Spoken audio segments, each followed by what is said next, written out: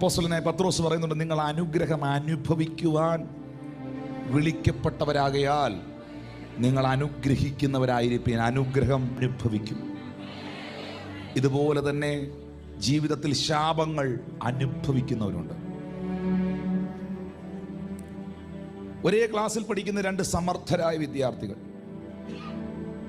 എക്സാമിന്റെ ടൈം ആകുമ്പോൾ രണ്ടുപേരും ഒന്നിച്ച് പഠിച്ചതാ, രണ്ടുപേരും ഒന്നിച്ച് ഒരേ ട്യൂഷൻ സെന്ററിൽ പോയതാ.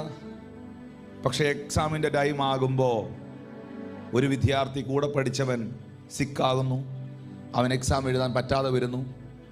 അവൻ്റെ താഴെ പഠിച്ച വിദ്യാർത്ഥി പരീക്ഷ എഴുതുന്നു, പാസ്സാകുന്നു. എൻ്റെ ചോദ്യം, അത് നന്മയോ തിന്മയോ? അനുഗ്രഹം ഒരു നന്മയും ശാപം ഒരു തിന്മയുമാണ്. അത് നന്മയോ തിന്മയോ? ഇന്നും എനിക്ക് മറക്കാൻ കഴിയാത്തൊരു സംഭവം ഞാൻ ഓർക്കുന്നു. ഞങ്ങളുടെ കൊല്ലം ജില്ലയിൽ കുണ്ട്ര എന്ന് പറയുന്ന സ്ഥലത്ത് ഒരു സഹോദരി, അവരൊരു ടീച്ചറാണ്, അവരൊരു ഹൈസ്കൂൾ അധ്യാപികയാണ്. അവരുടെ മകനെയും കൊണ്ട് എൻ്റെ അടുക്കൽ പ്രാർത്ഥിക്കാൻ വന്ന ആ ചരിത്രം ഞാൻ ഓർക്കുകയാണ്. ഈ മകൻ ആ സ്കൂളിൽ അന്നത്തെ സമയം റാങ്കാ. ഈ 10th SSLCക്ക് ഫസ്റ്റ് റാങ്ക്, സെക്കൻഡ് റാങ്ക്, പിന്നെ distinction, first class, second class, ആ ഒരു കാറ്റഗറിയിലാണ്. ആ സ്കൂളിൽ 3 റാങ്കിനകത്ത് ഒരു റാങ്ക് ഉറപ്പെന്ന് ഇവർ പ്രതീക്ഷിച്ച ഒരു മകനാണ് ഈ മകൻ. അതുപോലെ അവൻ പഠിക്കുമായിരുന്നു, നന്നായിട്ട് പഠിക്കുമായിരുന്നു. മാത്സിന് എല്ലാ എക്സാമിനുകൾക്കും, എല്ലാ ടെസ്റ്റ് പേപ്പറുകൾക്കും അവനിൽ ഒരു മാർക്ക് അവനെ കുറയ്ക്കാൻ നോക്കിയാലും കുറയ്ക്കാൻ പറ്റാത്ത രീതിയിൽ പഠിക്കുന്ന കുഞ്ഞായിരുന്നു. പക്ഷേ അവൻ്റെ ഒരു അങ്കിളിന് മാനസിക രോഗം ഉണ്ടായിരുന്നു. അവൻ്റെ അപ്പൻ്റെ അനുജന് മാനസിക രോഗം ഉണ്ടായിരുന്നു. അവൻ്റെ വല്യമ്മച്ചിക്കും മാനസിക പ്രശ്നങ്ങൾ ഉണ്ടായിരുന്നു. 10ാം ക്ലാസ്സിലെ പരീക്ഷ മലയാളം എക്സാമിനേഷൻ കഴിഞ്ഞിട്ട് ഇത്രയും നന്നായി പഠിക്കുന്ന ഈ മകൻ, ഈ അമ്മ എൻ്റെ അടുത്ത് വന്ന് പ്രാർത്ഥിക്കാൻ നിന്നപ്പോൾ പറഞ്ഞ കാര്യം ഞാൻ ഈ പറയുന്നത്. വളരെ നന്നായി പഠിക്കുന്ന ഈ മകൻ മലയാളം പരീക്ഷ കഴിഞ്ഞ് എന്തോ ഒരു ചോദ്യത്തിന് അവന് മുഴുവൻ എഴുതാനുള്ള ടൈം കിട്ടിയില്ല, സമയം തികഞ്ഞില്ല, എക്സാം എഴുതാനുള്ള ടൈം തികഞ്ഞില്ല. അവന് ഏതോ ഒരു ഉത്തരം അവൻ എഴുതാൻ പറ്റിയില്ല, അത് മാത്രമേ ഉള്ളൂ, വേറെ എല്ലാം അവൻ എഴുതി. വീട്ടിൽ വന്ന് അമ്മയോട് പറഞ്ഞു, എനിക്കൊരു ഉത്തരം എഴുതാൻ പറ്റിയില്ല, നാളെ ഇംഗ്ലീഷിൻ്റെ എക്സാമാണ്, ഞാൻ റൂമിലോട്ട് പഠിക്കാൻ പോവാ. റൂമിൽ പഠിക്കാൻ മേളത്തെ നിലയിൽ കയറിപ്പോയി. സാധാരണ നിലയിൽ കുഞ്ഞ് പഠിക്കാനിരുന്നാൽ അവനെ ഡിസ്റ്റർബ് ചെയ്യുന്നത് അവന് ഇഷ്ടമുള്ളൊരു കാര്യമല്ല. ആ മകന് അന്ന് രാത്രി ഭക്ഷണം കഴിക്കാൻ വിളിച്ചിട്ട് അനങ്ങിയില്ല. അപ്പോൾ അപ്പനും അമ്മയും കരുതി പഠിക്കുകയായിരിക്കും, രാവിലെ അവൻ ബ്രേക്ക്ഫാസ്റ്റ് കഴിച്ചേച്ചും സ്കൂളിൽ പോകും. സാധാരണ നിലയിൽ എക്സാമിൻ്റെ അന്ന് രാവിലെ 5 മണിക്ക് എഴുന്നേൽക്കുന്ന ഈ മകൻ അമ്മ 5:30 മണിക്ക് എഴുന്നേറ്റ് കാപ്പിയിട്ട് വാതിലി വന്ന് മുട്ടിയിട്ട് മിണ്ടുന്നില്ല. അപ്പോൾ കരുതി ക്ഷീണം കൊണ്ട് കിടക്കുമായിരിക്കും. 7:30 മണിയായിട്ടും കൊച്ചിനെ പുറത്ത് കാണുന്നില്ല.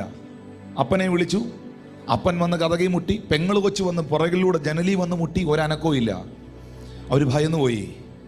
അപ്പനും തൊട്ട അയലോക്കത്തെ വീട്ടിലൊരു സഹോദരനൂടെ വന്നിട്ട് ഈ കതക് ചവിട്ടി തുറന്നു. അകത്ത് നോക്കിയപ്പോൾ കട്ടിലിൻ്റെ അടിയിൽ, കട്ടിലിൻ്റെ താഴെ 2 കാലുകൾ പുറത്തോട്ട് കിടക്കുന്നുണ്ട്. കട്ടിലിൻ്റെ താഴെ അകത്താണ് ഈ കൊച്ചു കിടക്കുന്നത്. കാല് വെളിയിൽ കാണാം. അവർ ഭയന്നു പോയി. കാലെ തട്ടി അവനെ വലിച്ചു വെളിയിലെടുത്തു. മരിച്ചിട്ടില്ല, പ്രശ്നങ്ങളൊന്നും സംഭവിച്ചിട്ടില്ല. പക്ഷേ അവനൊന്നും മിണ്ടുന്നില്ല, ഒരു അനക്കവും ഇല്ല, അവനൊന്നും സംസാരിക്കുന്നില്ല. അവൻ്റെ കണ്ണിങ്ങനെ നിറഞ്ഞൊഴുകുകയാണ്. അവനെ വാഷ്റൂമിൽ കൊണ്ടുപോയി മുഖമൊക്കെ കഴുകിച്ചു. സ്കൂളിൽ പാന്ന് പറഞ്ഞപ്പോൾ അവൻ മിണ്ടുന്നില്ല, അവനൊന്നും ഓർമ്മയില്ല. അവൻ ബാഗ് എടുക്കുന്നില്ല, ബുക്ക് എടുക്കുന്നില്ല. അവന് സ്കൂളിൽ പോകണ്ട. ആ എക്സാം അവൻ എഴുതിയില്ല. അടുത്ത ഒറ്റ എക്സാമുകളും അവൻ എഴുതിയില്ല. 3 റാങ്കിനകത്ത് 1 റാങ്ക് പ്രതീക്ഷിച്ച ആ ചെറുപ്പക്കാരൻ അന്ന് രാത്രിയിൽ മാനസിക അസ്വസ്ഥതകൾക്ക് അടിമപ്പെട്ടു. എൻ്റെ അടുക്കൽ അവനെ പ്രാർത്ഥിക്കാൻ കൊണ്ടുവരുമ്പോൾ അവൻ ഏകദേശം 21 വയസ്സുണ്ട്. 6 വർഷങ്ങൾ ഈ സംഭവം കഴിഞ്ഞിട്ട് പിന്നിട്ടു. എൻ്റെ അടുക്കൽ നിൽക്കുമ്പോഴും ഈസ് എ മെൻ്റൽ പേഷ്യൻ്റ്. ഇത് ശാപമോ അനുഗ്രഹമോ? ഈ വിഷയത്തെക്കുറിച്ച് എനിക്ക് ആഴമായി അറിയാവുന്നതുകൊണ്ട് ഞാൻ ചോദിച്ചു, വീട്ടിൽ മറ്റാർക്കെങ്കിലും ഈ വിഷയം ഉണ്ടോ എന്ന് ചോദിച്ചപ്പോഴാണ് വല്യമ്മച്ചിക്ക് ഇതുണ്ടായിരുന്നു, അവൻ്റെ അപ്പൻ്റെ അനിയനും ഇതുണ്ടായിരുന്നു എന്ന് ആ സഹോദരി വ്യക്തമാക്കിയത്. ഞാൻ ആ മോന് വേണ്ടി പ്രാർത്ഥിച്ചു, ഞാൻ ആ മകന് വേണ്ടി പ്രാർത്ഥിച്ചു. ചില കാര്യങ്ങൾ ഞാൻ അവരോട് പറഞ്ഞു, സുവിശേഷം പറഞ്ഞു, യേശുവിനെ കുറിച്ച് പറഞ്ഞു, ശാപത്തെ അനുഗ്രഹമാക്കുന്ന കർത്താവിനെ കുറിച്ച് ഞാൻ ആ കുടുംബത്തോട് പറഞ്ഞു. അവരൊരു ക്രിസ്തീയ വിശ്വാസത്തിൽ ജീവിക്കുന്നവരല്ല. എന്നെ കേൾക്കുന്ന പ്രിയപ്പെട്ടവരെ, മനുഷ്യ ജീവിതത്തിൽ അനുഭവിക്കുന്ന ചില യാഥാർത്ഥ്യങ്ങളാണിത്. ഒരു കാർഡിയോളജിസ്റ്റിനെ നിങ്ങൾ പോയി കണ്ടാൽ, ഹാർട്ട് സംബന്ധമായ ഒരു രോഗവുമായി നിങ്ങൾ പോയി സമീപിച്ചാൽ, ആ കാർഡിയോളജിസ്റ്റ് നല്ലൊരു ഡോക്ടറാണെങ്കിൽ ഉറപ്പായിട്ടും ചോദിക്കും, വീട്ടിൽ മറ്റാർക്കെങ്കിലും ഹൃദയ സംബന്ധമായ പ്രശ്നം ഉണ്ടോ? ഡയബറ്റീസുമായി ചെന്നാൽ ചോദിക്കും, മറ്റാർക്കെങ്കിലും വീട്ടിൽ അപ്പനോ അമ്മയ്ക്കോ സഹോദരങ്ങൾക്കോ ഡയബറ്റീസ് ഉണ്ടോ? കാരണം പാരമ്പര്യമായി കയറി വന്നതാണോ ഈ സാധനം എന്നറിയാനാണ് അവർ ചോദിക്കുന്നത്. വിശുദ്ധ ബൈബിളിൽ വ്യക്തമായി പത്രോസ് പറയുന്നൊരു കാര്യമുണ്ട്, വ്യർത്ഥവും പിതൃപാരമ്പര്യവുമായുള്ള നടപ്പിൽ നിന്ന്, പാരമ്പര്യത്തിൽ നിന്ന്, ഞാൻ അവിടോട്ട് വരുന്നേ ഉള്ളൂ, how to enter the blessing എന്ന വിഷയത്തിലേക്ക്. പാരമ്പര്യത്തിൽ നിന്ന് നിങ്ങളെ വീണ്ടെടുത്തത് പൊന്ന് വെള്ളി അഴിഞ്ഞു പോകുന്ന വസ്തുക്കളെ കൊണ്ടല്ല, ക്രിസ്തു എന്ന നിഷ്കളങ്കവും നിർദോഷവുമായ കുഞ്ഞാടിൻ്റെ വിലയേറിയ രക്തത്താലത്രേ. രോഗങ്ങൾ പല നിലകളിൽ വരാം. കാലാവസ്ഥാ വ്യതിയാനങ്ങൾ മൂലം രോഗങ്ങൾ ഉണ്ടാകാം. അന്ന് ചില ആൾക്കാർ പറയുന്നത് ഇതിപ്പോൾ പനി സീസണാണ്, ഇതിപ്പോൾ ജലദോഷത്തിൻ്റെ സീസണാണ്. കാലാവസ്ഥാ വ്യതിയാനങ്ങൾ നിമിത്തം രോഗങ്ങൾ ഉണ്ടാകാം. നമ്മുടെ ജീവിതത്തിൽ നമ്മൾ കഴിക്കുന്ന ആഹാരത്തിൻ്റെ ക്രമങ്ങളിൽ, ആ ആഹാരക്രമങ്ങളിൽ തെറ്റായ ഒരു ഡിസോർഡറിലേക്ക്, ഫുഡ് കഴിക്കുന്ന ആ വിഷയത്തിൽ ഒരു ഡിസോർഡർ ലെവലിലേക്ക് നിങ്ങൾ പോയാൽ നിങ്ങൾക്ക് ഡിസീസുകൾ ഉണ്ടാകാം.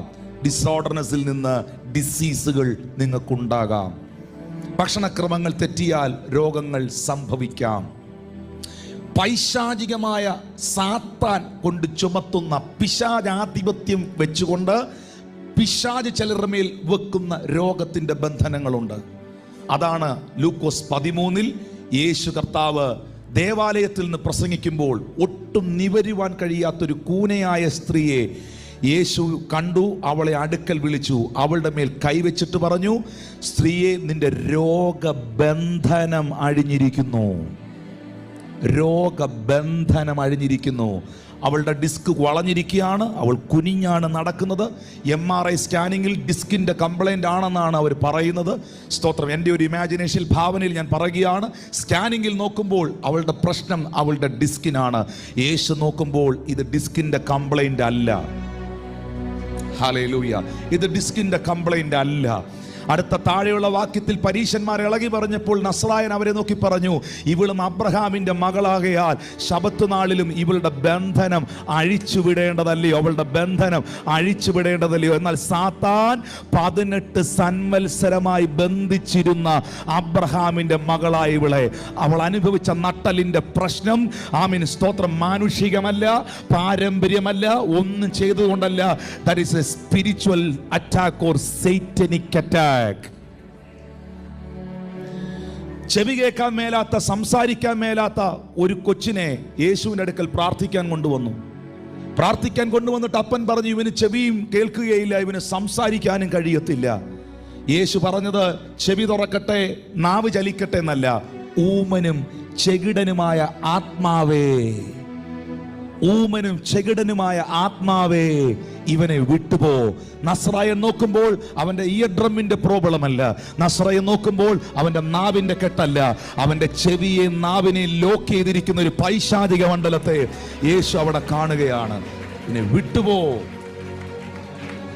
ചില രോഗങ്ങൾ പൈശാചികമായി കടന്നു വരുന്നു, എന്നാൽ മറ്റ് ചില രോഗങ്ങൾ പാരമ്പര്യ ശാപങ്ങളായി കടന്നു വരുന്നു. അതിനെക്കുറിച്ച് ആഴമേറിയ അറിവ് നമുക്ക് നൽകുന്നത് ആവർത്തന പുസ്തകം 28-ാമത്തെ അധ്യായമാണ്. ആവർത്തന പുസ്തകം 28-ാം അധ്യായം ഞാൻ ഇപ്പോൾ എടുക്കുന്നില്ല, നമ്മൾ അതിലോട്ട് വരുന്നുണ്ട്. ഞാൻ ഇന്നലെ വരാത്തവർക്ക് വേണ്ടി സമയമെടുക്കുകയാണ്. സ്തോത്രം. ഇന്നലെ വരാത്തവർക്ക് വേണ്ടി ഞാൻ സമയമെടുക്കുകയാണ്. ഹല്ലേലൂയ. എന്നെ കേൾക്കുന്ന പ്രിയപ്പെട്ടവരെ, ഇത് നാം അനുഭവിക്കുന്ന സത്യമാണ്. ഞാൻ പെട്ടെന്ന് വരാം. ക്രിസ്റ്റിപ്പാസനെ നോക്കുന്നു. സ്തോത്ര കാഴ്ച എടുക്കാൻ സമയമായിട്ടുണ്ട്. 11:15 ഈ മീറ്റിംഗ് 12:30 ആകുമ്പോൾ അവസാനിപ്പിക്കണം. എവിടെ കൊണ്ട് നിർത്തുമെന്ന് എനിക്ക് ഒരു പിടുത്തവും ഇല്ല. സ്തോത്രം. എങ്കിലും ഞാൻ വേഗത്തിൽ വരുന്നു. ഇന്നലെ പ്രധാനമായും ഞാൻ പറഞ്ഞൊരു കാര്യമുണ്ട്, ശാപത്തിന് കാരണമുണ്ടാകണം. ശാപത്തിന് കാരണമുണ്ട്.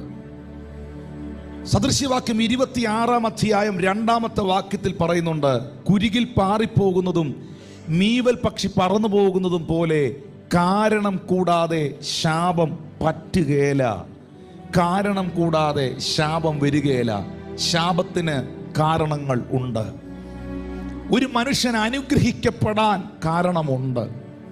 ഞാൻ ഇന്നലെ എൻ്റെ ചില അനുഭവങ്ങൾ നിങ്ങളോട് വളരെയധികം പങ്കുവച്ചു. ലൈവ് ഒന്നും ഇല്ലാത്തത് കൊണ്ട് എൻ്റെ ജീവിതത്തിലെ ചില ഭൗതിക അനുഗ്രഹങ്ങൾ എൻ്റെ ജീവിതത്തിൽ ദൈവം തന്നതിൻ്റെ പിറകിൽ ചില റീസൺസ് ഞാൻ നിങ്ങളെ വ്യക്തമാക്കി. അതിൽ പ്രധാനമായി എൻ്റെ ജീവിതത്തിൽ ദൈവം ചെയ്ത ഒരു ബ്ലെസ്സിങ്ങിനെ കുറിച്ച് ഞാൻ നിങ്ങളോട് പറഞ്ഞു. ചിലരെ ദൈവം ഈ പദം ശ്രദ്ധിച്ച് കേൾക്കണം. ഇതെൻ്റെ ദൈവം എന്നോട് പറഞ്ഞൊരു കാര്യമാണ്. ചിലരെ ദൈവം അനുഗ്രഹിക്കാനും ചിലരെ ദൈവം അനുഗ്രഹിക്കാതിരിക്കാനും ദൈവത്തിൻ്റെതായ ചില റീസൺസ് ഉണ്ട്. മനസ്സിലായില്ലല്ലേ? ചിലരെ ദൈവം അനുഗ്രഹിക്കാനും ചിലരെ ദൈവം അനുഗ്രഹിക്കാതിരിക്കാനും ദൈവത്തിൻ്റെതായ ചില റീസൺസ് ഉണ്ട്. ആ ഹൃദയത്തെ നമുക്ക് ആർക്കും കണ്ടുപിടിക്കാൻ പറ്റുകയില്ല. എനിക്ക് കരുണ തോന്നണമെന്നുള്ളവനോട് കരുണ തോന്നുകയും എനിക്ക് ദയ തോന്നണമെന്നുള്ളവനോട് ദയ തോന്നുകയും ചെയ്യും. അതെവിടെയാ വെളിപ്പെടുന്നതെന്ന് ഒരു മനുഷ്യനും പറയാൻ കഴിയത്തില്ല. അതിനെ തടയാനോ വിലങ്ങ് വയ്ക്കാനോ നമുക്ക് കഴിയത്തില്ല. പ്രിയപ്പെട്ടവരെ, ചിലർ അനുഗ്രഹിക്കപ്പെടാനും ചിലർ അനുഗ്രഹിക്കപ്പെടാതിരിക്കാനും. നമ്മൾ ചിലരെ നോക്കുമ്പോൾ അവർ ഭയങ്കരമായി പ്രാർത്ഥിക്കുന്നു, അവർ നമ്മളെക്കാൾ അധികം ഉപവസിക്കുന്നു, അവർ നമ്മളെക്കാൾ അധികം കാര്യങ്ങൾ ചെയ്യുന്നു. പക്ഷേ ഒരിക്കലും അവൻ്റെ ജീവിതത്തിൽ ഒരു നന്മ ഉണ്ടാകുന്നില്ല. ഞാനാണെങ്കിൽ അവൻ്റെ അത്രയും പ്രാർത്ഥിക്കുന്നില്ല, അവൻ്റെ അത്രയും ബൈബിൾ വായിക്കുന്നില്ല, അവൻ്റെ അത്രയും ഉപവസിക്കുന്നില്ല, അവൻ പറയുന്നതിൻ്റെ അത്രയും അന്യഭാഷ ഞാൻ പറയുന്നില്ല. പക്ഷെ ഞാൻ നോക്കുമ്പോൾ ആ ജീവിതവും ഈ ജീവിതവുമായി പകലും രാത്രിയും പോലത്തെ വ്യത്യാസം ഞാൻ കാണുമ്പോൾ എനിക്കറിഞ്ഞൂടാ അതിൻ്റെ കാരണം എന്നാന്ന്. എനിക്കാരെയും വിധിക്കാനുള്ള അനുവാദം ദൈവം തന്നിട്ടില്ല. പക്ഷെ ഒരു കാര്യം എനിക്കറിയാം, ദൈവം ചിലരെ അനുഗ്രഹിക്കാനും ദൈവം ചിലരെ അനുഗ്രഹിക്കാതിരിക്കാനും തമ്പുരാൻ ഹൃദയത്തിൻ്റെ ഉൾപ്പൂവുകളെ കാണുന്ന ദൈവം അവൻ്റെതായ ചില റീസൺസ് ഉണ്ട്. അവൻ്റെതായ ചില റീസൺസ് ഉണ്ട്. ചേർന്നൊരു ഹല്ലേലൂയ പറയാം. ആമേൻ. ഞാൻ പ്രധാനമായും ഇന്നലെ എനിക്ക് തോന്നുന്നു 9 ശാപകാരണങ്ങളാണ് പറഞ്ഞതല്ലേ? ശാപകാരണങ്ങൾ 9 എണ്ണം. ഒന്ന്, മാതാപിതാക്കളെ ബഹുമാനിക്കാത്തത് ശാപകാരണമാണ്. ഞാൻ ആ വിഷയത്തിലേക്ക് പോകുന്നില്ല. പുറപ്പാട് പുസ്തകം 20:12 തിരുവെഴുത്തിൽ രേഖപ്പെടുത്തുന്നു.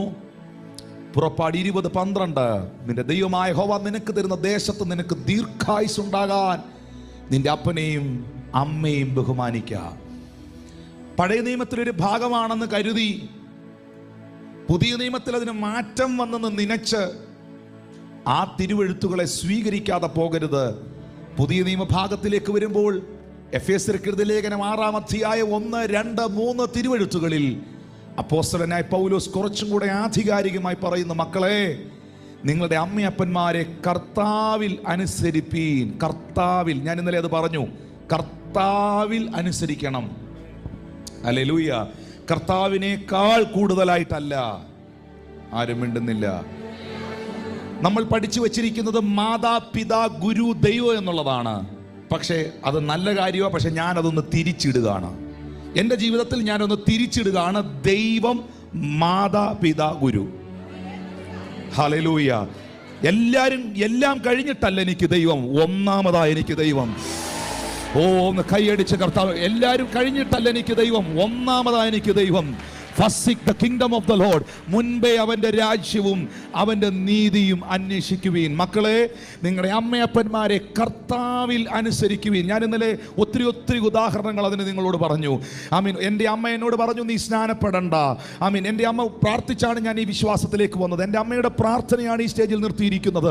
എൻ്റെ മാതാപിതാക്കളെ ഞാൻ സ്നേഹിക്കുന്നു, അവരെ ഞാൻ ബഹുമാനിക്കുന്നു. അവരുടെ പ്രാർത്ഥനയും അവരുടെ ഉപദേശവും എല്ലാ കാലവും എനിക്കൊരു അനുഗ്രഹമാണ്. എൻ്റെ പേരൻസിനായി ഞാൻ ദൈവത്തിന് നന്ദി പറയുന്നു. ഞാൻ ഇന്ന് രാവിലെയും പ്രാർത്ഥിച്ചു, എൻ്റെ അപ്പനും അമ്മയ്ക്കും ദൈവം ദീർഘായുസ് കൊടുക്കാൻ, ആരോഗ്യം കൊടുക്കാൻ. ഹല്ലേലൂയ. വിളക്കുകൾ അണയാതിരിക്കാൻ. അതൊരു വിളക്ക് തന്നെയാണ്. അതൊരു വിളക്ക് തന്നെയാണ്. അപ്പനും അമ്മയും എൻ്റെ ഭവനത്തിൻ്റെ ഒരു വിളക്കാണ്. അത് വിശ്വസിക്കുന്ന എത്ര പേർക്ക് ഒരു ആമേൻ പറയാൻ കഴിയും? ആ വിളക്കൊരിക്കലും അണയാതിരിക്കാൻ ഞാൻ അവരെ ഓണർ ചെയ്യുന്നു, ഞാൻ അവരെ ബ്ലസ് ചെയ്യുന്നു. പക്ഷേ എൻ്റെ മാതാവ് എന്നോട് പറയുകയാണ്, നീ വേർപെട്ട് ആരാധിക്കണ്ട, നീ ഇതിനകത്തോട്ടൊന്നും പോകണ്ട, നീ ഉപവസിക്കണ്ട, നീ സ്നാനപ്പെടണ്ട എന്ന് പറഞ്ഞാൽ ഒരിക്കലും ഞാൻ അത് ഏറ്റെടുക്കത്തില്ല. എൻ്റെ അമ്മയെ ഞാൻ സ്നേഹിക്കുന്നു, എൻ്റെ അപ്പനെ ഞാൻ സ്നേഹിക്കുന്നു, പക്ഷേ കർത്താവിനേക്കാൾ കൂടുതലായിട്ടല്ല. ഒരുവൻ എൻ്റെ പിന്നാലെ വരുവാൻ ഇച്ഛിച്ചാൽ അവൻ തന്നെ താൻ ത്യജിച്ച് തൻ്റെ ക്രൂശ് എടുത്ത് എന്നെ അനുഗമിക്കട്ടെ. എന്നേക്കാൾ ഉപരി അപ്പനെയോ അമ്മയോ വീടോ നിലമോ ഭാര്യയോ പ്രിയപ്പെടുന്നവൻ എനിക്ക് കൊള്ളാവുന്നവനല്ല. അവൻ എൻ്റെ ശിഷ്യനായിരിക്കാനും കഴിയുകയില്ല. ജീവിതത്തിൽ ദൈവത്തിന് പ്രഥമ സ്ഥാനം കൊടുത്ത എത്ര പേർ ഇന്ന് ഈ ആരാധനയിൽ വന്നിട്ടുണ്ട്? ജീവിതത്തിൽ ദൈവത്തിന് മുൻസ്ഥാനം കൊടുത്തവർ എത്ര പേർ ഈ ചർച്ചിൽ വന്നിട്ടുണ്ട്? ദൈവത്തെ എല്ലാത്തിടത്തും ഒന്നാം സ്ഥാനത്ത് നിർത്തിയവർ എത്ര പേർ മുമ്പിൽ നിന്ന് ഇന്ന് ഇവിടെ ആരാധനയ്ക്കുണ്ട്? ആ കൈ ഉയർത്തിയവരോട് ഞാൻ പറയുന്നു, ആ സ്തുതിച്ചവരോട് ഞാൻ പറയുന്നു, ദൈവത്തിന് നീ ഒന്നാം സ്ഥാനം കൊടുത്താൽ എൻ്റെ ദൈവം ഒരിക്കലും നിന്നെ എങ്ങും രണ്ടാം സ്ഥാനത്താക്കത്തില്ല. ദൈവത്തിന് നീ ഒന്നാം സ്ഥാനം കൊടുത്താൽ ദൈവം ഒരിക്കലും നിന്നെ എങ്ങും പുറകിലാക്കത്തില്ല. ദൈവത്തിന് നീ ഒന്നാം സ്ഥാനം കൊടുത്താൽ ഒരിക്കലും ദൈവം നിന്നെ പുറകിലാക്കത്തില്ല. വിശ്വസിക്കുന്നവർ ശബ്ദമുയർത്തി ദൈവത്തിന് നന്ദി പറ.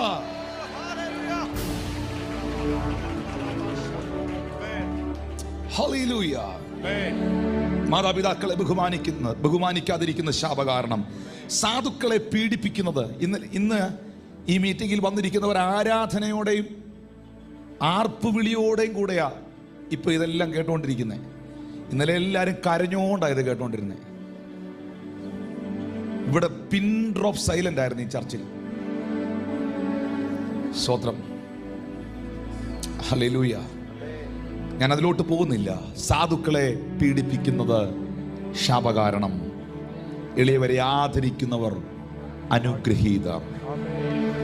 4, കപടഭക്തിയും കപടപ്രാർത്ഥനയും ശാപകാരണമാണ്. കപടഭക്തിയും കപടപ്രാർത്ഥനയും. യേശു ഏറ്റവും വെറുത്ത, കർത്താവിന് ഒട്ടും ഇഷ്ടമല്ലാത്ത ഒരു കൂട്ടരുണ്ടായിരുന്നെങ്കിൽ വെള്ളതേച്ച ശവക്കല്ലറകളായ ആത്മീയത അഭിനയിക്കുന്ന പരീശ വൃന്ദങ്ങളായിരുന്നു. വിശുദ്ധ തിരുവെഴുത്തിൽ മത്തായി 23:25 വാക്യത്തിലാണ് പരീശന്മാരോട് കർത്താവ് ഇക്കാര്യം വ്യക്തമാക്കുന്നത്. താഴേക്ക് വായിക്കുമ്പോൾ അവരെ നന്നായി ശകാരിക്കുന്നത് നിങ്ങൾക്ക് കാണാം. 36 വാക്യത്തിലേക്ക് വരുമ്പോൾ ഈ ശകാരമെല്ലാം കഴിഞ്ഞിട്ട് അവരോട് പറയുന്നു, ഇതൊക്കെയും, ഇതിൻ്റെ ശാപമൊക്കെയും ഈ തലമുറയുടെ മേൽ വരും എന്ന് ഞാൻ സത്യമായിട്ടും നിങ്ങളോട് പറയുന്നു. ഹല്ലേലൂയ. കപടഭക്തി, കപടപ്രാർത്ഥന ശാപകാരണമാണ്.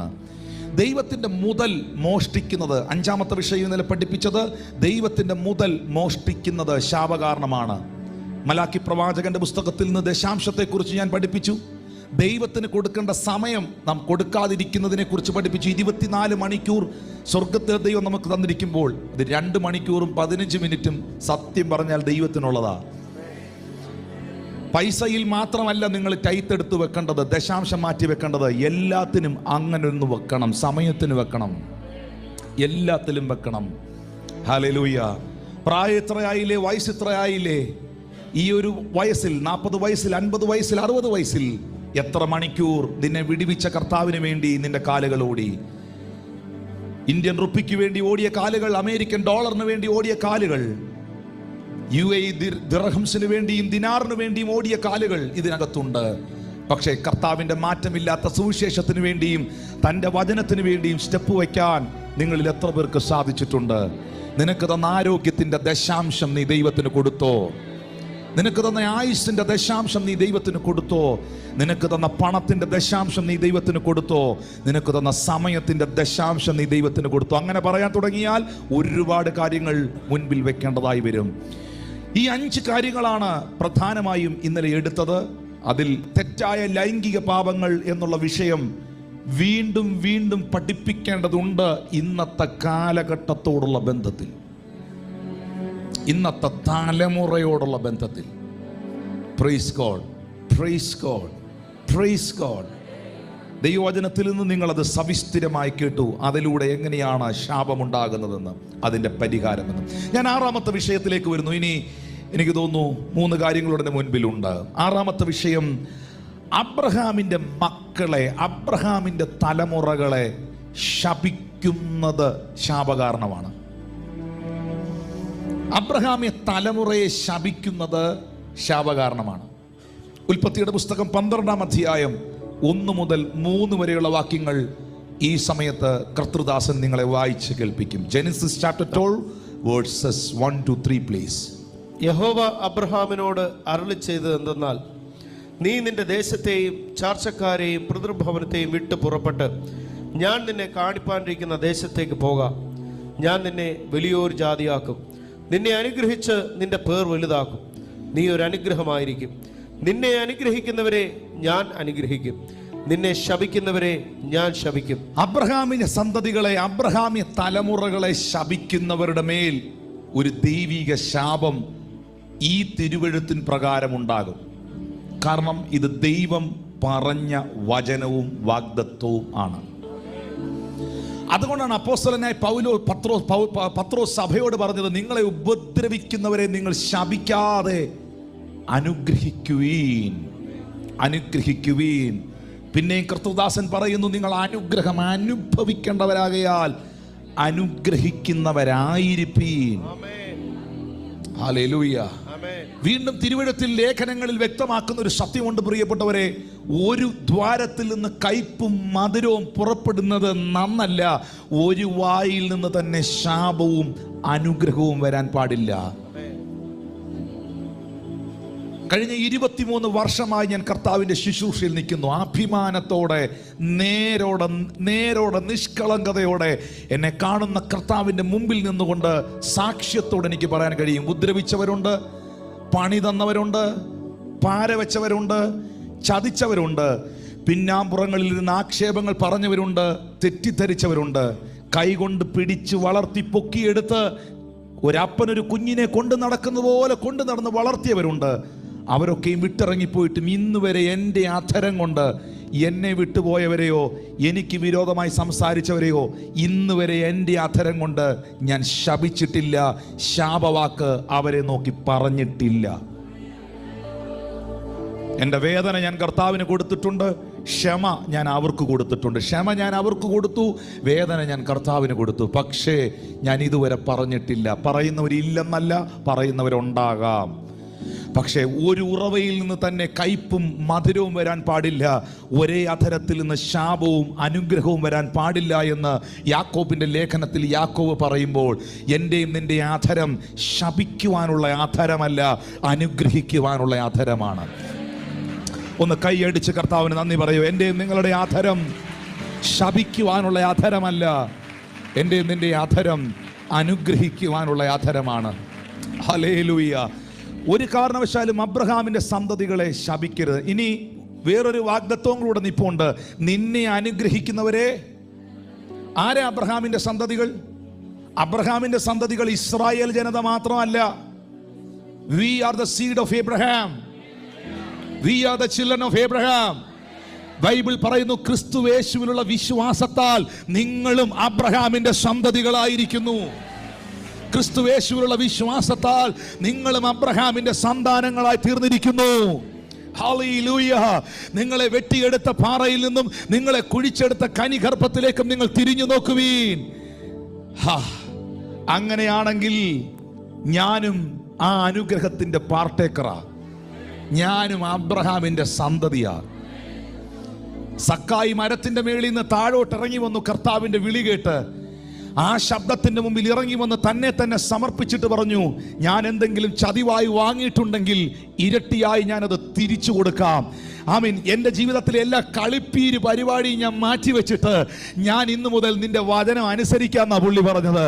സ്വർഗത്തിലെ ദൈവം ആ സക്കായിയെ നോക്കി പറഞ്ഞു, ഇവനും അബ്രഹാമിൻ്റെ മകനാകയാൽ, സന്തതിയാകയാൽ ഇവന്റെ വീടിന് രക്ഷ വന്നിരിക്കുന്നു.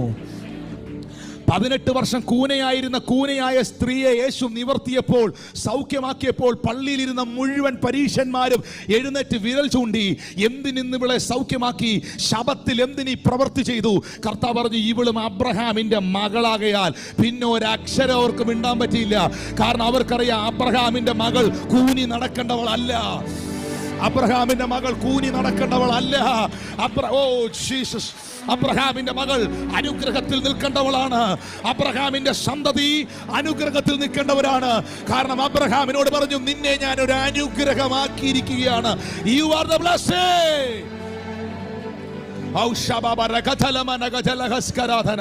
എത്ര പേർക്കത് വിശ്വസിക്കാൻ കഴിയുന്നു എനിക്കറിയത്തില്ല. എത്ര ശപിക്കപ്പെട്ടവനെയും അനുഗ്രഹിക്കപ്പെട്ടവനാക്കാൻ എന്റെ ദൈവത്തിന് കഴിയുമെന്ന് വിശ്വസിക്കുന്നവരിനകത്തുണ്ടോ? ആമീൻ. വഴിയോര കച്ചവടക്കാരനെ, വിഗ്രഹങ്ങളെ വിറ്റ് നടന്നവനെ സ്വർഗത്തിലെ ദൈവം ഒരു അനുഗ്രഹമാക്കി തീർത്തു എങ്കിൽ, ആമീൻ, ശൗൽ എന്ന് പറയുന്ന മനുഷ്യനെ, സഭയെ ഉപദ്രവിച്ചവനെ, മൂടിച്ചവനെ പൗലോസാക്കി തീർത്തെങ്കിൽ, ആമീൻ, സകല ദുഷ്പേരുകളും മേടിച്ച്, സകല ദുഷ്പേരുകളും സ്വീകരിച്ച്, ജീവിതത്തിൽ സകലതും തകർന്ന്, ആമീൻ, ലേയ വിട്ടുപോയി, എല്ലാം വിട്ടുപോയി, ഭാര്യ മരിച്ചു, തലമുറകൾ നാല് വഴിക്കായി, യാബോക്കിന്റെ കടവിൽ ഒറ്റയ്ക്ക് വന്ന് യാക്കോബ് പൊട്ടിക്കരയുകയാണ്. നീ എന്നെ അനുഗ്രഹിച്ചിട്ടല്ലാതെ ഞാൻ നിന്നെ വിടത്തില്ല. യാബോക്കിന്റെ കടവിൽ ഒരു തകർന്ന മനുഷ്യൻ നിന്ന് കരയുകയാണ്. ഭാര്യമാരില്ല, മക്കളില്ല, കുടുംബമില്ല, എല്ലാം നഷ്ടപ്പെട്ടു. അവൻ ദൈവത്തോട് പറയുന്നു, നീ എന്നെ അനുഗ്രഹിച്ചിട്ടല്ലാതെ ഞാൻ നിന്നെ വിടുകയില്ല. ദൈവം ചോദിക്കുന്നു, എന്താ നിന്റെ പേര്? My name is Jacob. എന്റെ പേര് യാക്കോബ് എന്നാണ്. ദൈവം പറഞ്ഞു, ഒന്നുകൂടെ പറഞ്ഞേ, എന്റെ പേര് യാക്കോബ് എന്നാണ്. ഓ, ആ പേരും അനുഗ്രഹവുമായിട്ട് മാച്ച് ചെയ്യുന്നില്ല. ആ പേരും അനുഗ്രഹവുമായിട്ട് മാച്ച് ചെയ്യുന്നില്ല. ഞാൻ നിന്നെ അനുഗ്രഹിക്കാൻ പോവുക. എങ്ങനെ അനുഗ്രഹിക്കാൻ പോകുന്നേ? ഞാൻ നിന്റെ പേർ മാറ്റാൻ പോവുക. നിന്നെ ഇസ്രായേൽ എന്ന പേർ വിളിക്കുകയാണ്. ഹല്ലേലൂയ. നിന്നെ ഇസ്രായേൽ എന്ന പേർ വിളിക്കുകയാണ്. ഇന്ന് പകൽ എന്റെ പേരിനെ മാറ്റുന്ന, എന്റെ പെരുമാറ്റത്തെ മാറ്റുന്ന, എന്റെ അവസ്ഥയെ മാറ്റുന്ന, എന്റെ സാഹചര്യത്തെ മാറ്റുന്ന, എന്റെ അനുഭവത്തെ മാറ്റുന്ന ദൈവത്തെ വിശ്വസിക്കുന്നവർ ആ കൈകൾ അടിച്ച് കർത്താവിനെ നന്ദി പറ.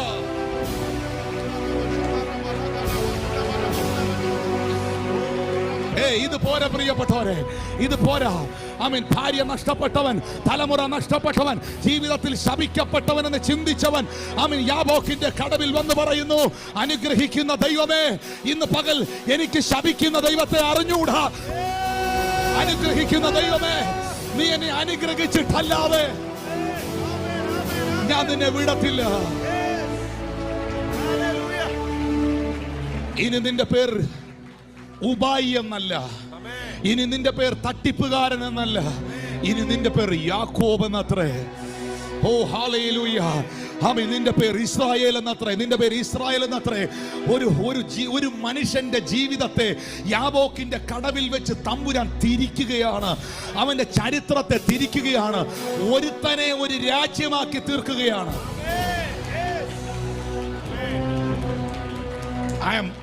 I believe this word. I trust in that Lord.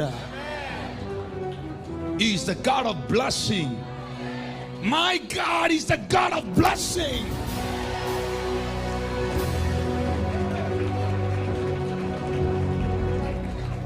അവൻ കൽപ്പിച്ചു, അതങ്ങനെ സംഭവിച്ചു. അനുഗ്രഹിച്ചാൽ അത് അനുഗ്രഹമായിരിക്കും. ഇന്നത്തെ ശുശ്രൂഷയിൽ ഒത്തിരി ജീവിതങ്ങൾ തിരിയും. ഇതിനകം ഒത്തിരി ചരിത്രങ്ങൾ ഇതിൽ മാറും. തമ്പുരാന്റെ അനുഗ്രഹം യാബോക്കിന്റെ കടവിൽ യാക്കോബിന്റെ മേൽ വീഴുമ്പോൾ അവന്റെ ചരിത്രം അവിടെ തിരിയുകയാ. അവന്റെ ചരിത്രം അവിടെ തിരിയുകയാ. പ്രിയപ്പെട്ടവരെ, അബ്രഹാമിയ തലമുറയെ അനുഗ്രഹിച്ചാൽ അത് അനുഗ്രഹമാകും. ഞങ്ങൾ ഇസ്രായേലിൽ യാത്ര ചെയ്യുന്ന സമയത്ത്, ഇസ്രായേലിലൊക്കെ യാത്ര ചെയ്യുന്ന സമയത്ത് യഹൂദന്മാർ, അവരൊന്നും ദൈവത്തിൽ വിശ്വസിക്കുന്നവരൊന്നും അല്ല. യഹൂദ ജനത്തെ ഞാൻ വാഴ്ത്തിപ്പുകഴ്ത്തുകയോ പ്രശംസിക്കുകയോ ഒന്നുമല്ല. പക്ഷേ ഇസ്രായേലിൽ ചെല്ലുമ്പോൾ യഹൂദന്മാരെയൊക്കെ കാണുമ്പം ചുമ്മാ കൈ ഉയർത്തി അവരെ ഒന്ന് ബ്ലസ് ചെയ്യും. അബ്രഹാമിയ തലമുറയാ അവര്. അപ്പൊ ഇസ്രായേലി മാത്രമേ ഉള്ളൂ അത്? അയ്യോ അല്ല, അതാ നിന്റെ തൊട്ടടുത്തിരിപ്പുണ്ട്. അടുത്തിരിക്കുന്ന ആളെ ഒന്ന് അനുഗ്രഹിച്ചേ. അബ്രഹാമിന്റെ സന്തതി ആയിരിക്കുന്നേ. യേശു ക്രിസ്തുവിന്റെ രക്തത്താൽ വീണ്ടെടുക്കപ്പെട്ട ആളാത്.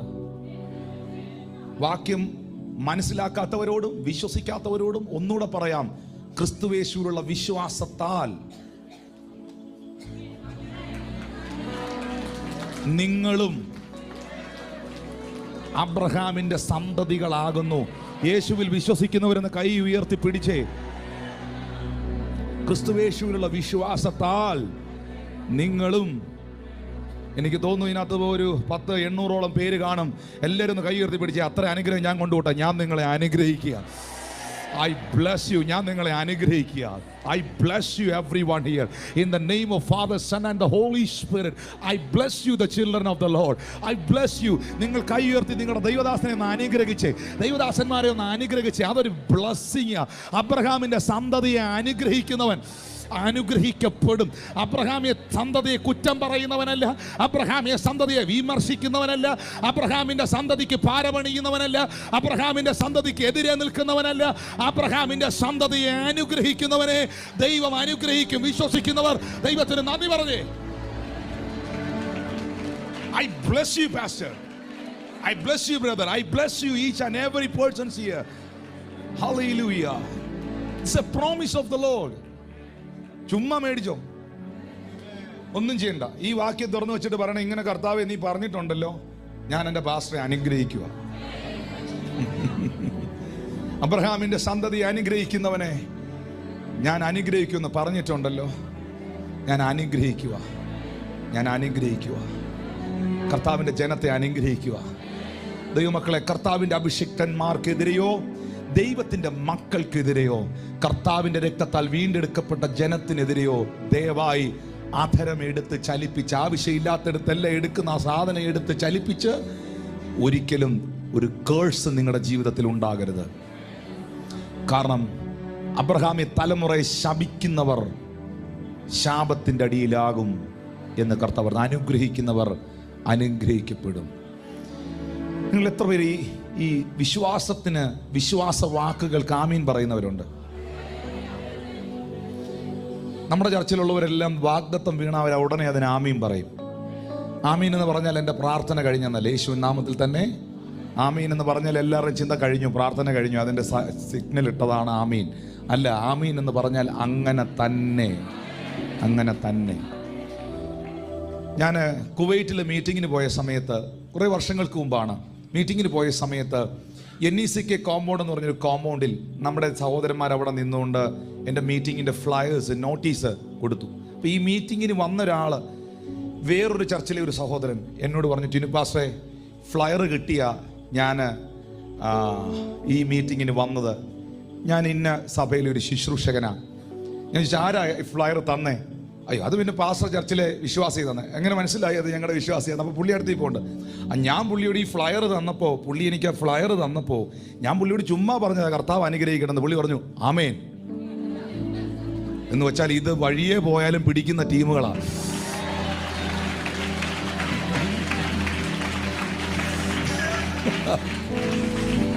Hallelujah, hallelujah. എല്ലാത്തിനും ആമീൻ പറയുന്നവരാകരുത്, എല്ലാത്തിനും കയറി ആമീൻ വെക്കരുത്. ആമീൻ വെക്കേണ്ടതിന് ആമീൻ വെക്കണം. സ്തോത്രം, ഹല്ലേലൂയ. അബ്രഹാമിൻ്റെ തലമുറകളെ അനുഗ്രഹിക്കുന്നത് ഒരനുഗ്രഹമാകും. അബ്രഹാമി തലമുറ ശപിക്കുന്നത് ശാപകാരണമാകും. എവിടെങ്കിലും ഓർക്കണം, കർത്താവെ, ഞാൻ ഏതെങ്കിലും നിന്റെ രക്തത്താൽ വീണ്ടെടുക്കപ്പെട്ട വ്യക്തികൾക്കെതിരെ എൻ്റെ ആദരം ചലിപ്പിച്ചിട്ടുണ്ടെങ്കിൽ ക്ഷമിക്കണമേ എന്ന് കർത്താവിനോട് പ്രാർത്ഥിക്കണം. എന്നിട്ട് അവരെ ഒന്ന് അനുഗ്രഹിക്കണം. ഞാൻ നേരത്തെ പറഞ്ഞൊരു വാക്ക് നിങ്ങൾ ശ്രദ്ധിച്ചോ? ക്ഷമ അവർക്ക് കൊടുക്കണം. അവർ സമ്മാനിച്ച വേദന ദൈവത്തിന് കൊടുക്കണം. വേദന കർത്താവിന് കൊടുത്തുകൊണ്ട് നിന്റെ ഹൃദയത്തിൽ, നിന്റെ ആത്മാവിൽ ദൈവം ഇട്ടിരിക്കുന്ന ആത്മാവിൻ്റെ ഫലമായ ദീർഘക്ഷമ അവർക്ക് കൊടുത്തുകൊണ്ട് നിങ്ങൾ ഫ്രീ ആകണം. നിങ്ങളുടെ പ്രാർത്ഥനാ മുറിയിൽ എപ്പോഴെങ്കിലും അവരെയൊക്കെ ദൈവം ഓർമ്മപ്പെടുത്തിയാൽ അവരെ, അവരുടെ കുടുംബത്തെ അനുഗ്രഹിച്ച് പ്രാർത്ഥിക്കണം. എപ്പോഴെങ്കിലും പ്രാർത്ഥിക്കാനിരിക്കുമ്പോൾ അവരുടെ മുഖം ഉള്ളത്തിൽ വന്നാൽ തട്ടിയം കളയരുത്, അവരെ ബ്ലസ് ചെയ്ത് പ്രാർത്ഥിക്കണം. കാരണം എന്നെയും നിങ്ങളെയും ദൈവം വിളിച്ചത് അനുഗ്രഹം അനുഭവിക്കാനാണ്. Oh, thank you precious Holy Spirit. ഞാൻ 7ാമത്തെ കാര്യം പറയുമ്പോൾ ഇച്ചിര ലിമിറ്റേഷൻ ഇന്നുണ്ട്. അതിൻ്റെ കാരണം നിങ്ങൾക്കറിയാം. ഇന്നലെ ഇല്ലാത്തൊരു ക്രമീകരണം ഇന്നുണ്ട്. ഇന്നലെ ഇല്ലാത്തൊരു ക്രമീകരണം ഇന്നുണ്ട്. അതുകൊണ്ട് ചില കാര്യങ്ങൾ എനിക്ക് പറയുമ്പോൾ ഇന്നലത്തെ പോലെ ഭയങ്കര ഓപ്പണായിട്ട് സംസാരിക്കാൻ പറ്റുകയില്ല. എങ്കിലും വചനത്തിൽ നിന്ന് എനിക്ക് പറയാൻ പറ്റും, ബൈബിൾ എൻ്റെ ഫൗണ്ടേഷനാണ്. ഹല്ലേലൂയ. ഏഴാമത്തെ വിഷയം, ശാപകാരണമാകുന്ന ഏഴാമത്തെ വിഷയം എന്ന് പറയുന്നത് അന്യ ദൈവസേവയാണ്.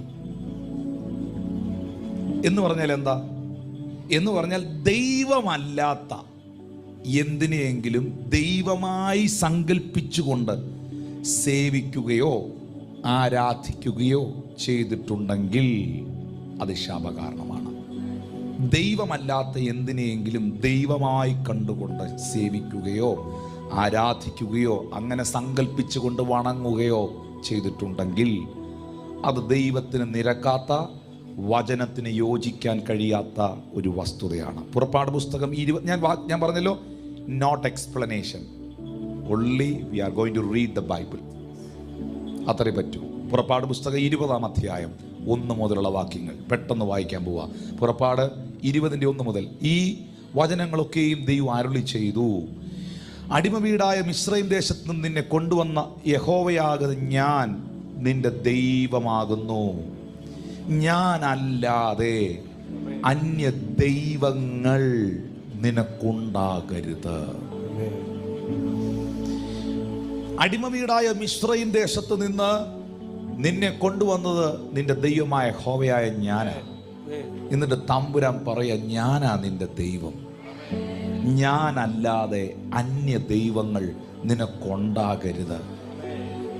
ഇത് കേൾക്കുന്നവന്റെ അകത്തൊരു ചിന്ത വരും, അപ്പൊ എന്തായിരിക്കും ദൈവം ഉദ്ദേശിക്കുന്നത്? അതുകൊണ്ട് സ്വർഗത്തിലെ ദൈവം ആർക്കും ഒരു കൺഫ്യൂഷനും ഉണ്ടാകാതിരിക്കാൻ അടുത്ത വാക്യത്തിൽ Bible, not pastor Tinu George, not any priest or pastors, from the Lord Almighty Yahweh, യഹോവയായ ദൈവം പറയുന്നു, ഒരു വിഗ്രഹവും ഉണ്ടാക്കരുത്.